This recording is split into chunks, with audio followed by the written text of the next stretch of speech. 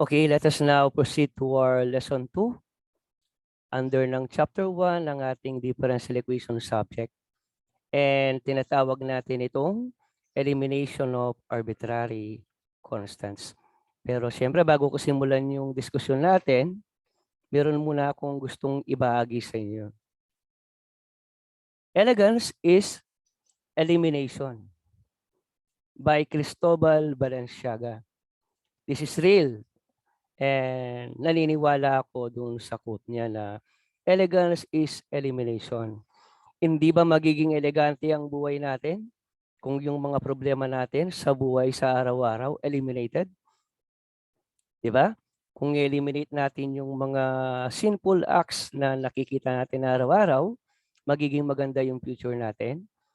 Kung na-eliminate natin yung mga bisyo na adlang sa ating mga pangarap, magiging elegante ang buhay natin, the future. So, believe ako dyan kay Cristobal Balenciaga. Short but meaningful yung kanyang statement. Malaman.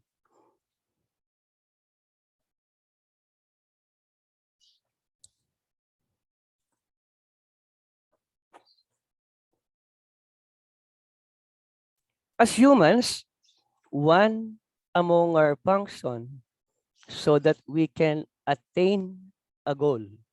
Ano ba yung goal na yan? Siguro yung pangarap nating maging engineero balang araw, pangarap nating maging doktor, pangarap nating maging licensed electrical engineer or registered civil engineer, okay, licensed nurse, or licensed professional teacher one day. Okay, ang pinupuntirya ko dito, like becoming a civil engineer or a computer engineer one day. Since dalawang kurso ang nandirito, no? Mga nangangarap na maging civil engineer, mga nangangarap na maging computer engineer balang araw. Okay, isa daw sa mga function natin para ma-attain ang goal natin, gaya ng pagiging civil engineer or computer engineer, is this: elimination of arbitrary constants. Kailangang matuto muna daw tayong mag-eliminate ng mga arbitrary constants sa buhay. I am pertaining to the real life situation, not just with the derivatives that we always compute in our subject. Wag lang tayo puro math, no? Minsan nakakalimutan natin yung mga practical na bagay sa mundo. Dahil sa masyado tayong abala sa mga numerong pinag-aaralan natin, kailangan alamin din natin kung bakit pinag-aaralan natin yung mga numbers na yan. May nais iparating sa atin bilang mga tao at bilang mga estudyante. Hindi lang yung nililinang natin yung ating mga brains, yung ating mga ulo sa kakaibang mga knowledge, nililinang din natin yung ating pagkatao at mga behaviors sa buhay. To tell you frankly, again, lagi kong inuulit sa inyo to, 10% lang inyong natutunan sa loob ng akademya ang inyong mapapakinabangan kapag nakapagtapos na kayo. 90% sigurado ang pag-uugali natin, ang magiging puhunan natin sa ating mga anak buhay, ang pakikipagkapwa-tao. So ano ba yung ibig ko sabihin dyan? Elimination. So start tayo sa elimination of arbitrary constant. Ang elimination of arbitrary constant actually ay isa lamang sa ating mga function sa buhay. Ano ba yung kailangan nating i-eliminate? Ano ba yung mga arbitrary constants na yan na nababanggit dito? Elimination ang ibig sabihin, spots. So acronym yan, mnemonic yan. Ano bang ibig sabihin ng spots? S stands for system. Kailangan systematic ka sa buhay kapag nag-eliminate ka ng mga problema. Kailangan meron kang sistema, may paninindigan ka. Pangalawa, process. Kailangan alam mo yung mga tamang proseso o mga akbang na iyong gagawin. Yun nga, kailangan nga systematic tayo. Ano yung process na ating i-apply? Kailangan nating matutong mag-differentiate. That is why pasok dyan ang differential calculus. Napakahalaga ng differentiation sa totoong buhay, hindi lang sa matematika. Ang pag-eliminate ng mga problema bilang tao ay isa nating obligasyon. Okay? Obligasyon natin yan bilang mabuting mamamayan. At yan ay isa rin nating trabaho sa pang-araw-araw, ang mag-eliminate ng mga problems or arbitrary constants sa buhay. So ano ba yung mga constant? Again, I repeat the word spots. Ano ba yung S? Sinful acts. Iwasan natin yung mga makamundong bagay sa mundo, yung mga itinutulak tayo para makasala, para maging successful tayo sa buhay. Hindi tayo magkaroon ng problema. Ang sa gayon, mabawasan yung mga kailangan nating i-eliminate. Hindi yung instead na mag-eliminate ka, gagawa ka pa ng problema. Lalong magiging obstruction yan sa pangarap mo sa buhay. Pangalawa, eliminate natin ang mga problems. Hindi natin kailangan mag-construct ng problem, bagkus mag-eliminate tayo ng problem. So yan ang kaalagaan ng diskusyon natin ngayong araw na to. Mas pipiliin ko munang ipaliwanag sa inyo ang ibig sabihin ng ating pinag-aaralan kaysa sa makitang napakagaling ninyong mag-compute. Okay? Obstructions. Ang mga constant na yan, yan yung mga sagabal sa atin. So kailangan nating eliminate. Ano ba yung obstructions na yan? Instead na mag-aaral ka ng leksyon, sa ating differential equation, naglalaro ka ng ML. Sobra-sobrang paglalaro ng ML. Okay, o kaya nagbubulakbul ka, hindi mo binibigyan ng tamang panahon ng pag-aaral natin bilang isang mag-aaral. Mag-aaral ng engineero. And then trials. Okay? Trials. Yung mga pagsubok, kailangan malampasan, kailangan ma-eliminate din natin. So, yan ang spot. Yung S, ibabalik ko lang, no? Sinful acts sa bandang uli. So yan yung elimination of arbitrary constant na ating tinatawag in real life situation. Now, ano ba yung hinahanap natin? Bakit natin kailangan mag-eliminate ng arbitrary constant? Kailangan nating mahanap, ma-search, mapangawakan, at mapasa atin ang differential equation na ating hinahanap. Ang tinutukoy kong differential equation dito na kailangan nating mahanap at mapangawakan ay yung tinatawag nating kurso ninyong pinapangarap. Excuse me sa mga computer engineering, no? Pwede rin naman maging computer engineer ang differential equation na hinahanap. Kaya lang nasulat ko sa PowerPoint. Ang differential equation na hinahanap natin ngayon, kayong mga nag-aaral ng civil engineering, is to become a registered civil engineer. So ipinakita ko lang yung tamang solusyon para maging registered civil engineer kayo balang araw. At kapag natamunan ninyo yon, doon pa lang ninyo masasabing successful kayo sa inyong pag-aaral. Okay? So that's all about the definition of elimination of arbitrary constant para sa akin, sa sarili kong opinion sa totoong buhay. Now let us proceed to our lesson now. Again, the elimination of arbitrary constant. Pakibasa nga ang definition, Mr. James Balagtas. Elimination of arbitrary constants. The differential equation of the function is a differential equation of order N. that results from the elimination of the n arbitrary constants present in the relation. The process of finding the differential equation of the relation is the reverse process of solving a differential equation and to determine the differential equation corresponding to the given relation. Thus, the need to perform successive differentiation and elimination of arbitrary constants is a must. To understand this process better, here are the following examples. Okay.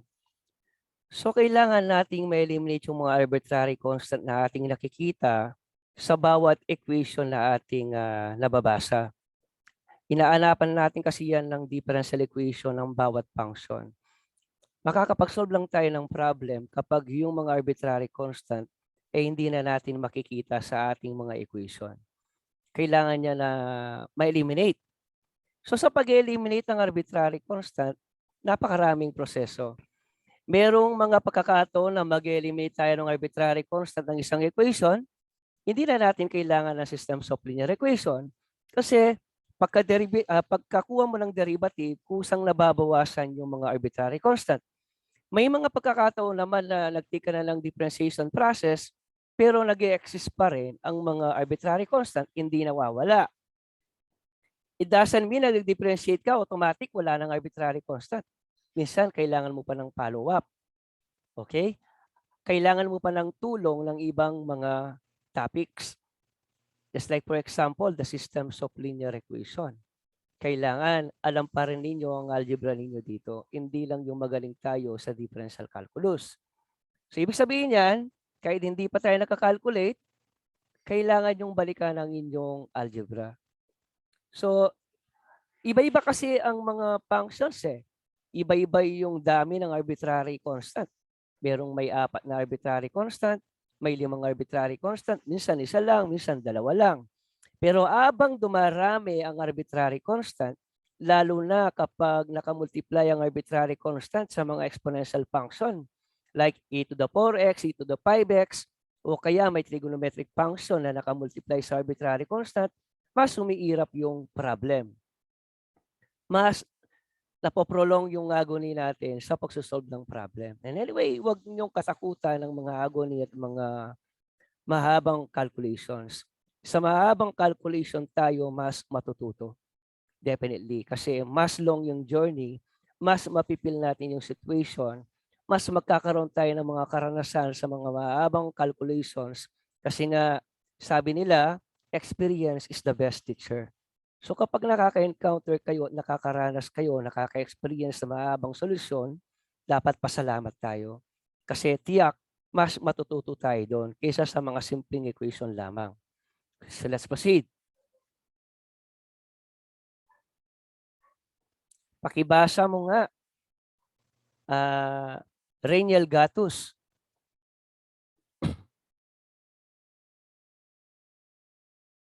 Sir, Yes, pakibasa mo anak. solution of a differential equation. Any relation, function, implicit or explicit, which is free of derivatives and which when substitute to the given differential equation makes it into an identity is a solution of the given differential equation. So there are some situation na ibibigay yung DE and then magbibigay ng another given. Ipuprove lang natin na ito ba ang solusyon sa differential equation. Sometimes, there are problems that we have to prove na ang given ba is a solution to a differential equation. So may mga situation tayong may encounter na ganyan sa ating elimination of arbitrary constant. So mayroon ding proving, no?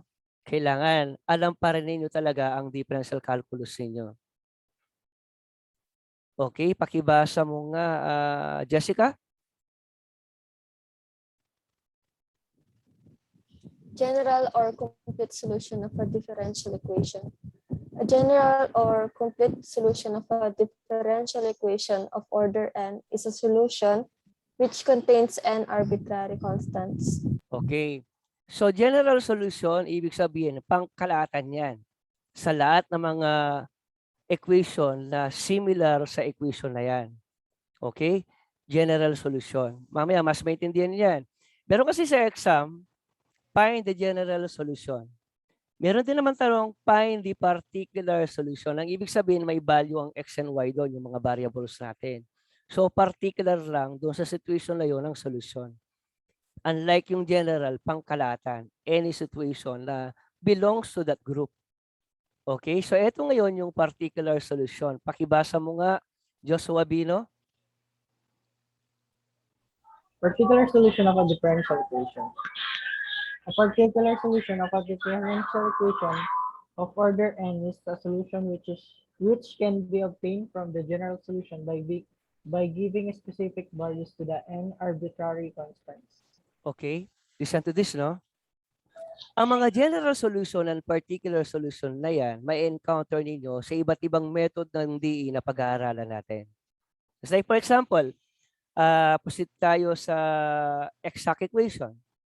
Sa exact equation, maaaring ang ipahanap ko is a general solution or a particular solution. Pero hindi mo mahanap ang particular solution hangga't hindi mo nahanap ang general solution.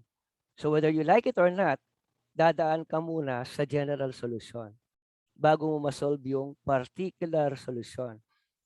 Iba-iba yung method sa differential equation. May exact equation, may Bernoulli equation, may homogeneous equation, may integration found by inspection ng mga method, substitution as suggested by differential equation, and so many methods that we have. And then of course, we have also the application sa bandang uli ng differential equation. So ito ngayon, try na nating mag-elimination of arbitrary constant. Okay, isa-isa. Okay, before we start, ito pala yung mga kailangan ninyong i-recall. Sinubukan kong isulat uli. So we have now the general formulas under ng differential calculus. So we have for the constant, the sum, difference, constant multiple, product, quotient, power, and the chain rule. So kailangan ninyong balikan ang mga yan ngayon. Next. After that, another set of formulas that I have here para ma-recall ninyo, inverse trigonometric and hyperbolic function. We also need them. We also need the following: trigonometric and then exponential and logarithmic functions. So kailangan yung makipag-reunion sa mga yan sa buong semester. And then we also have the inverse hyperbolic and the parametric equations. You need all of this.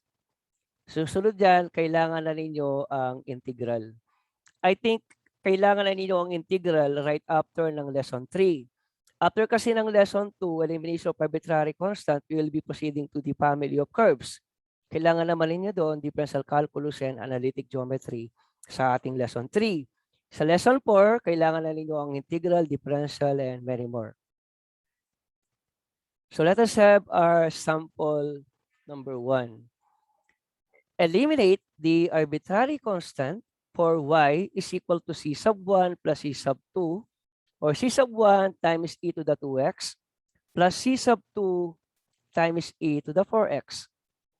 C sub 1 and C sub 2, ito yung mga tinatawag nating arbitrary constant.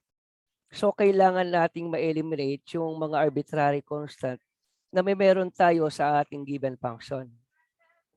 Kung ilan yung arbitrary constant, minsan, yan ang nakakatulong sa atin para malaman natin kung ilang ulit ba tayong mag-aanap ng derivatives. So, importante pala dito ang higher derivative. Dahil dalawa ang arbitrary constant natin, we have the C sub 1 and C sub 2, that only shows that we have to take the derivative twice. But, paano tayo magsasolve ng derivative? Kailangan balikan natin yung formula natin sa exponential function. Take note of this, e to the 2x, di ba?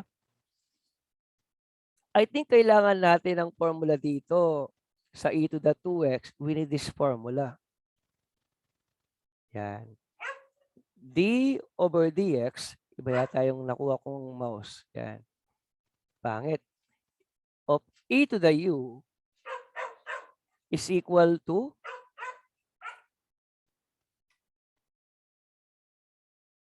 e to the u, then d over dx of u.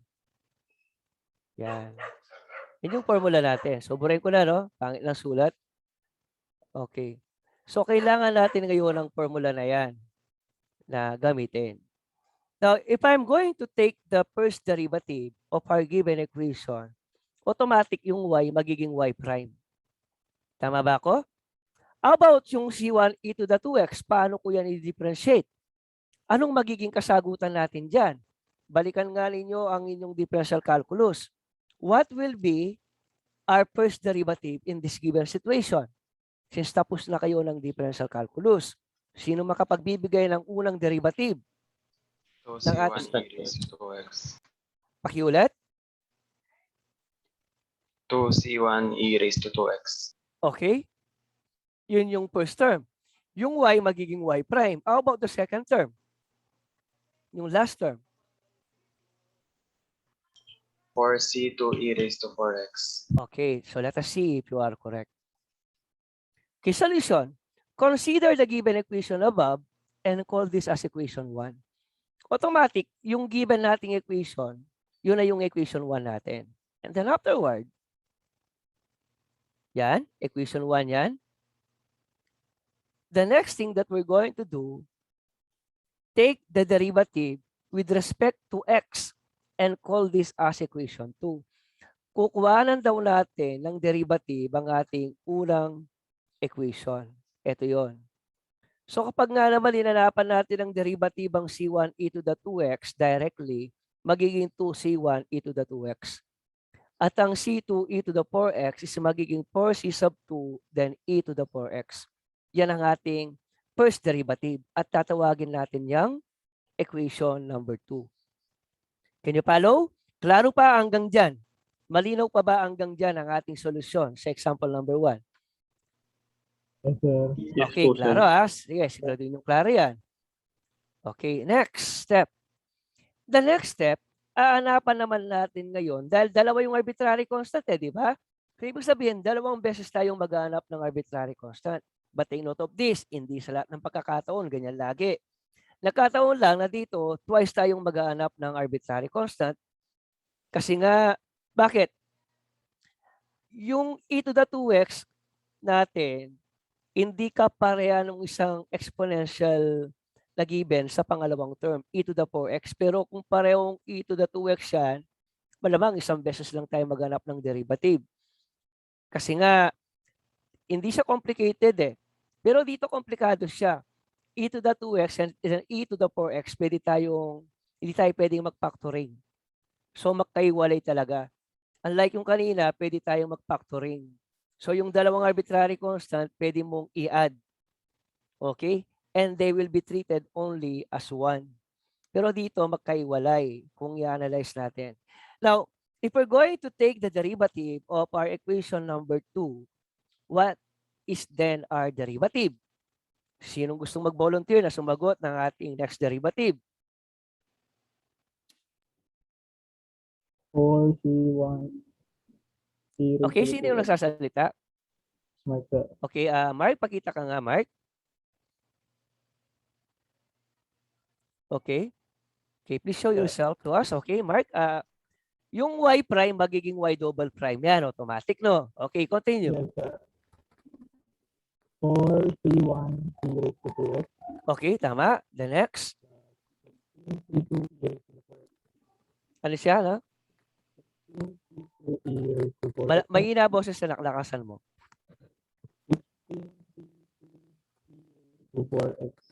16 C2 e to the 4x. Okay, correct. Yes, sir. So let's proceed. Tingnan nga natin kung tumama si Mark.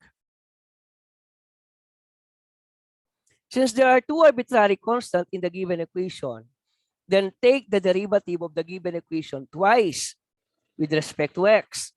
Take the derivative of the above equation again with respect to x and call this as equation 3.